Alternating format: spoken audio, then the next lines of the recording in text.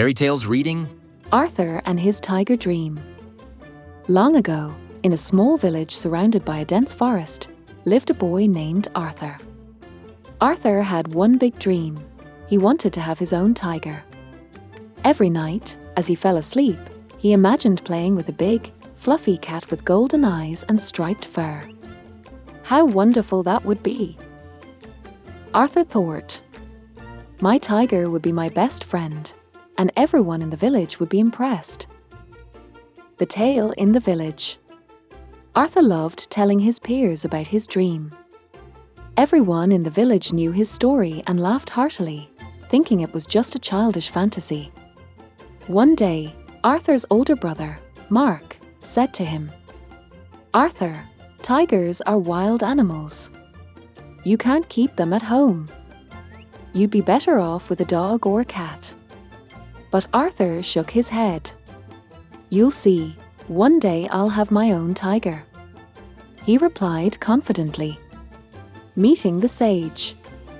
One day, Arthur ventured into the forest, where he met an old sage. The sage had a long beard and eyes wise as the world. Arthur told him about his dream. "Why do you want a tiger?" asked the sage. "Because it's beautiful and strong. I'd like it to always be with me," Arthur answered. The sage smiled mysteriously and pointed to a path leading deep into the forest. "If you wish, you can see a real tiger. But be careful not to disturb its peace." Arthur was delighted. He ran deeper into the forest until he came to a clearing. There, in the rays of the sun, lay a tiger, great, majestic, with stripes shimmering like gold. Arthur froze in awe, facing his own fear. As Arthur approached the tiger, he felt a little unease in his heart.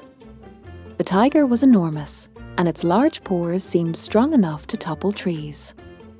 Arthur remembered what the sage had said and decided to act cautiously. "Hello, tiger," said the boy, coming closer. "I'd like you to live with me. We could play together." The tiger raised its head and looked at Arthur with wise eyes. "Little boy," said the tiger in a voice as deep as thunder, "I belong to the forest. Here I have space to run, trees to hide, and rivers to drink from. In your home, I wouldn't have those things. Would that make me happy?" Arthur thought for a moment. "But I'd like us to be friends," he whispered.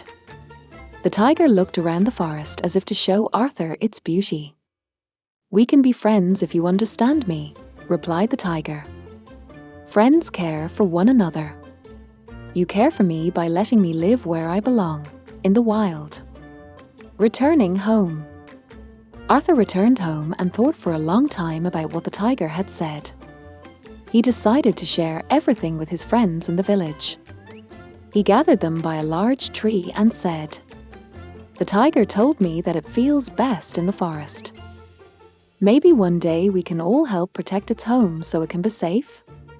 The children in the village were delighted with Arthur's idea.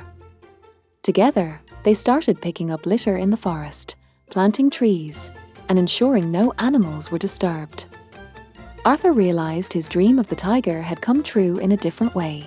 He became its friend by caring for its world. A lesson from the sage.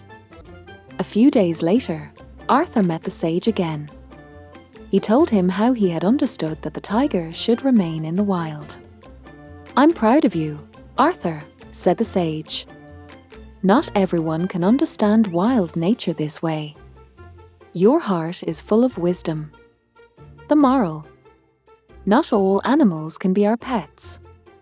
Some should live in the wild, where they feel happy and safe.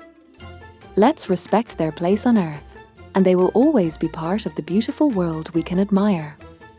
Caring for nature together is true friendship. Fairy Tales reading. Subscribe to our channel to hear more.